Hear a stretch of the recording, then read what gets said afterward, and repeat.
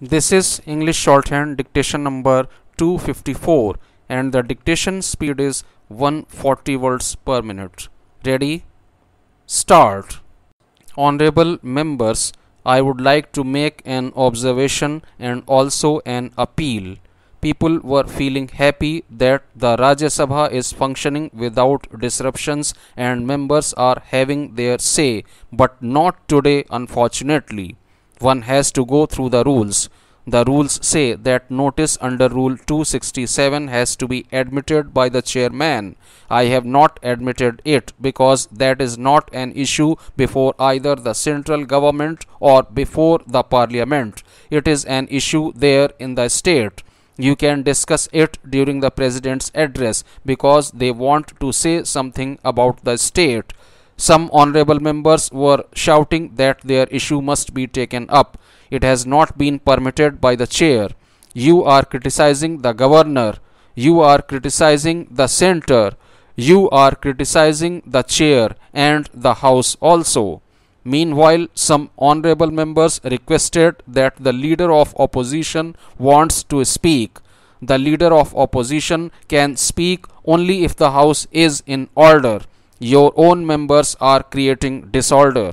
You have been participating in 0 hour and question hour. All states are being accommodated to the extent possible. I have sympathy for everybody. So my appeal is that we should function as per the rules, regulations and guidance from the chair. Honorable Chairperson, if you go to para 22 of the speech of the Honorable President, he has laid stress on empowering the farmers of this country. It is a welcome thing. The President has mentioned about empowering the farmers in rural economy of the country. I am not going to deal in detail about the rural economy, but I know that you would not give me time for that. I have a very limited time. The other members have very elaborately explained as to what is the rural economy of this country now. The President has also complimented the farmers. Despite the pandemic, the farmers produced more than 30 crore tons of food grains and 33 crore tons of horticulture in 2020-21. Our agriculture exports reached a record level and registered a growth of more than 25%, valuing rupees 3 lakh crore. This is the contribution of the farmers of this country. In the question hour, we were discussing about the Swaminathan Commission and the minimum support price. The farmers are contributing so much to this country. What are they getting in return? The farmers' income has not been doubled. This was the promise of this government that the farmers' income will be doubled by 2022.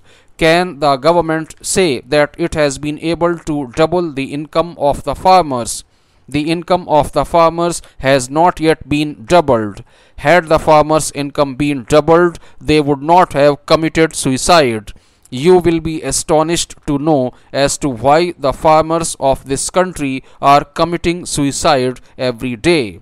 It is not my report. It is the report of the NCRB. According to the NCRB data, more than 42,000 farmers and daily wagers committed suicide in 2019. It is not the latest report.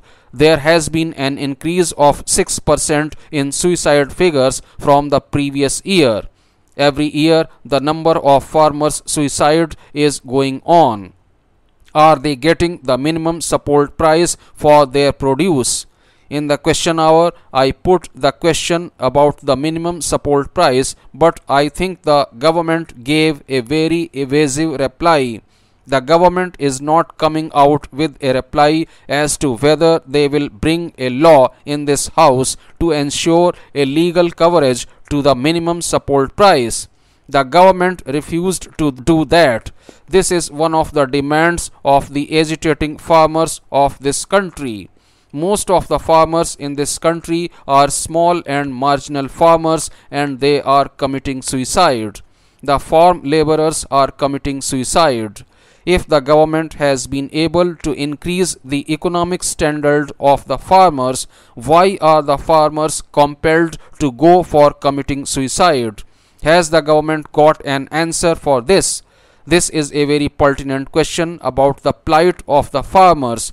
Had they been in a happy condition, thousands of farmers would not have gone for agitation at the Delhi border. Sir, the railway minister is sitting here. I compliment the railway minister for giving sanction to the different projects of Odisha.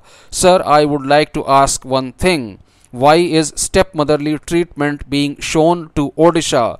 Our Chief Minister has repeatedly asked for unification of all railway assets in Odisha under the East Coast Railway headquarters at Bhubaneswar. The minister has replied that zones are not formed on state boundary line. I would like to highlight the fact that the South Coast Railway Zone has been formed on state boundary line. It is at the cost of the East Coast Railway. This is a discriminatory act against our state.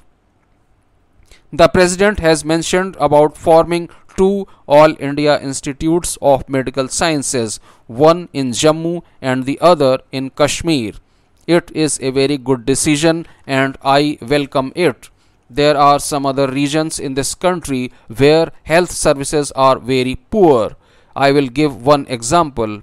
Sundargarh is a tribal area in Odisha and it is adjacent to Jharkhand, which is also a tribal dominated state. Our Chief Minister has been requesting the central government to open an All India Institute of Medical Sciences in Sundargarh. Sir, there are states like Odisha, Bihar and Jharkhand which are mine-bearing states. The government of India is collecting a clean environment cess. Earlier they were collecting rupees 200 per ton. Now it has been enhanced and rupees 400 per ton is being collected by the center. The Odisha government has requested for renaming the cess as Environment and Rehabilitation Cess. Sir, we are suffering. The mine-bearing states are suffering. Our environment is polluted. Our trees are cut and the government of India is collecting this cess in the name of Clean Environment Cess. The mine-bearing states do not get a single pie on that. Our Chief Minister has always been requesting to rename this cess as Environment and Rehabilitation Cess and earmark at least 60% for the coal-bearing states. This has been our request. The government of India is not considering it. Sir, the share of this gross tax revenue for the union government has increased from 7.5% to about 19% in the last 20 years. The government of India is imposing cess and surcharge on petrol, diesel, liquor and some other products also. And the increased trend of the center to rely on cess and surcharge denies the states their rightful share in tax devolution because the cess and surcharge amount is not going to the divisible pool. The states are not entitled to get the share of it as per the recommendations of the Finance Commission. So, our request to the center is that the revenue thus generated should form part of the divisible pool so that the states can get a benefit of that. Sir, we understand that during the pandemic, the central government spent a lot of money. The state governments have also spent a lot of money for the same. How will they get back that money? This is our genuine and rightful demand. So, I urge upon the central government to concede it. Sir, the Honorable President in his speech has mentioned about women's empowerment. The President said that women's empowerment is one of the top priorities of the government. Sir, this is just contrary to the fact. A lot of slogans have been formed in support of women's empowerment. Sir, we know that the Triple Talaq Bill was passed by this house.